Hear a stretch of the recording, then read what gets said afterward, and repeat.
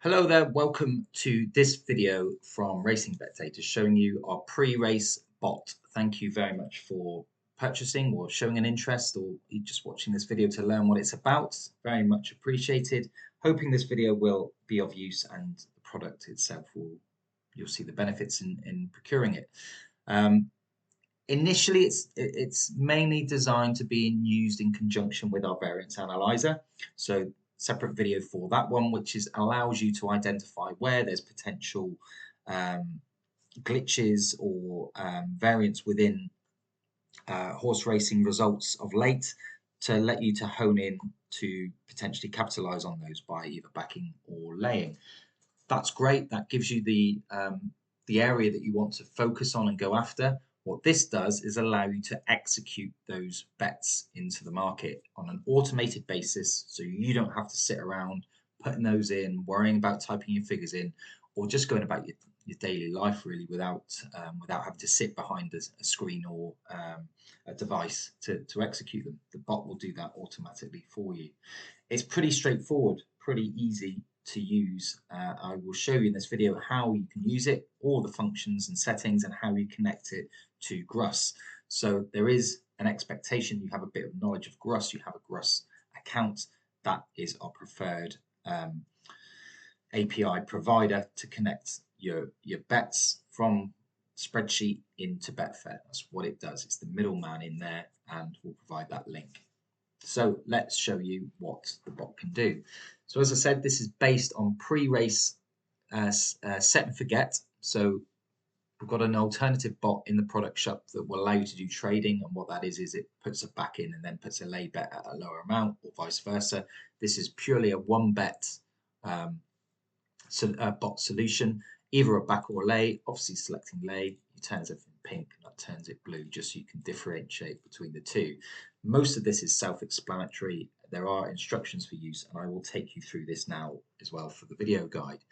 Now, if we leave it on lay, and if I keep the bet at SP ticked, you'll see that there's a liability amount here.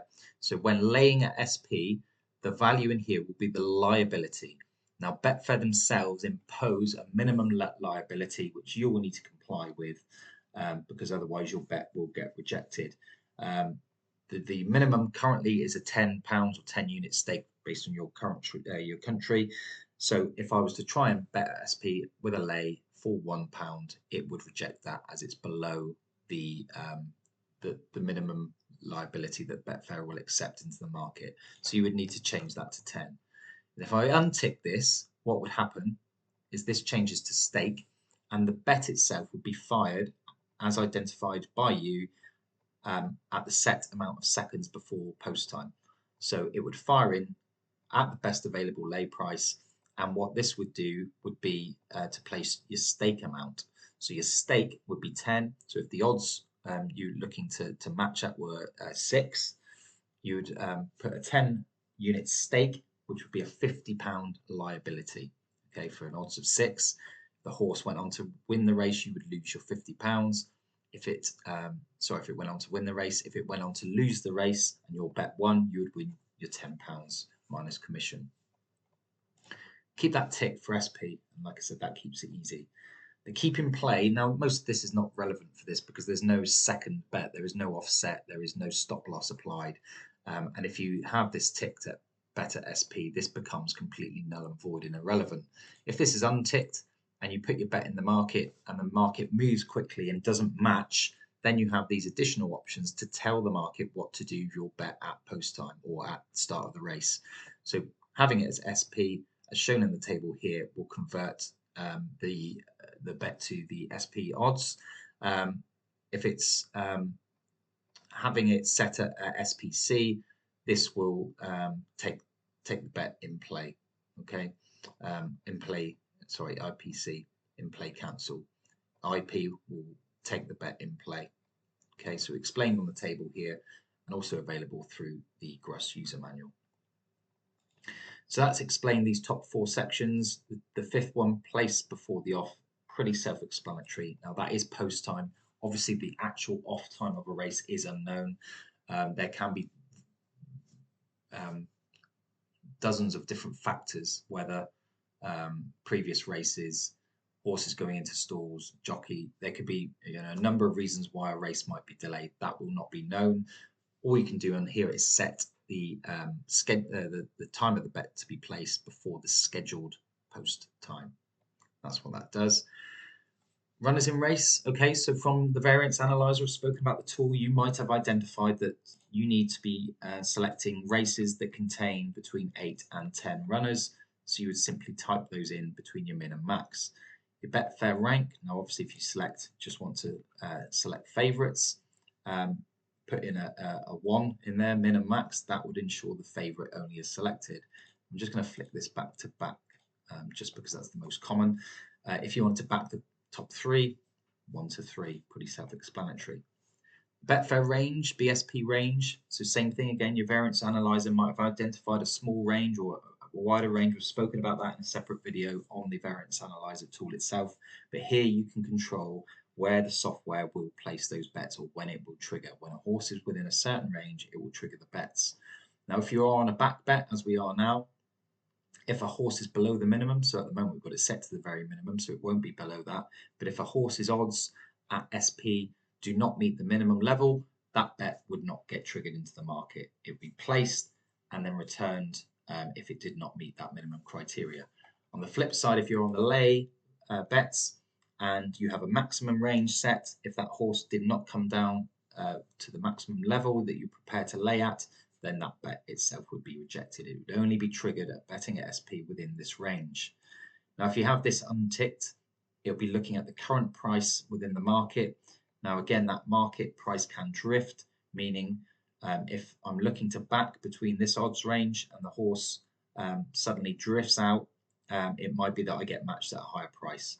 Now, that's outside of your range, but you're getting a better price, which is why the market would accept that bet. Down the bottom, finally, distance. So pretty self-explanatory, as I said here. You can select if it might be that you've identified that anything under a mile, that's the markets or the races that you would like to bet on. So selecting those, you can select all, deselect all, or select these individually based on the criteria, and the bot will handle that. So that's how you set your controls. It's one file for one strategy. So if you wanted to run a couple at a time, create a copy of your bot and then run that either on the same machine. If you've got adequate resource and capability to do so, you just need a separate instance of Gruss and connect to a separate sheet, making sure you keep tracks of which system is running on which sheet. Or you can use, if you're using servers, virtual machines, you can hook up a couple of those and have your separate systems running at the same time. So let's get into the bot itself. We've got separate tabs down here. Now they're all the same. I've got 3 colored green. The only reason for that is that I like to keep the Irish racing separate from the UK racing. So no other reason than colouring it than doing that.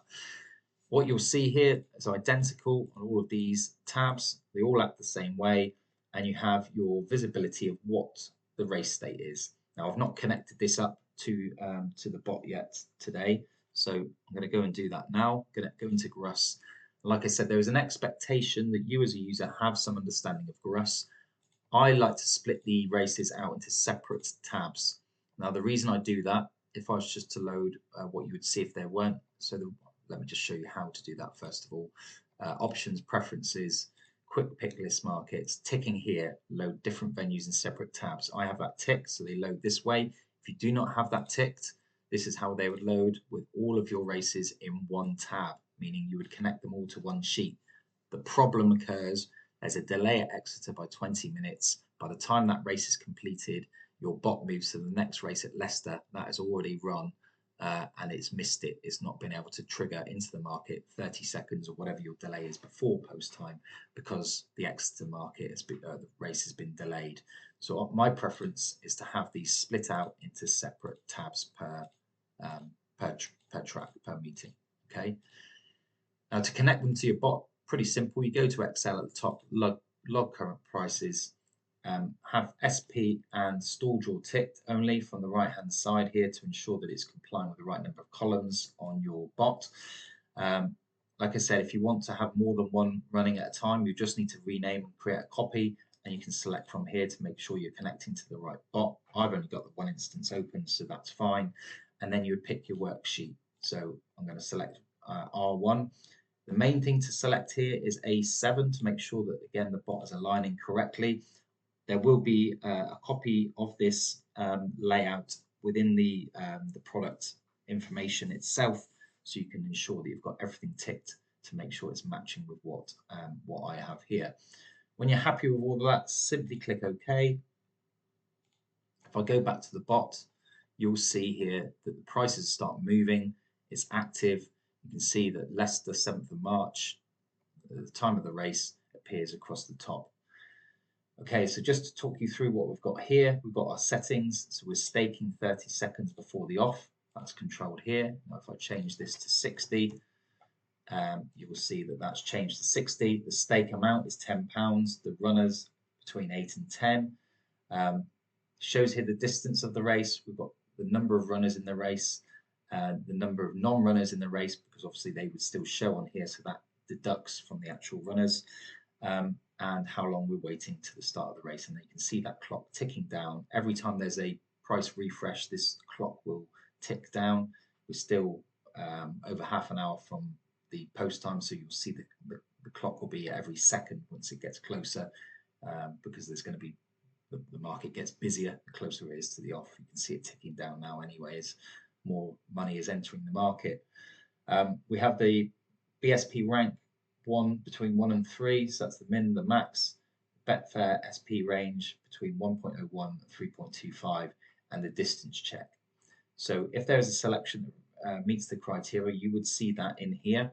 Now I'm going to alter my criteria so I do meet this. So it's a 2 mile 4. So let's select all, go back and see what we have.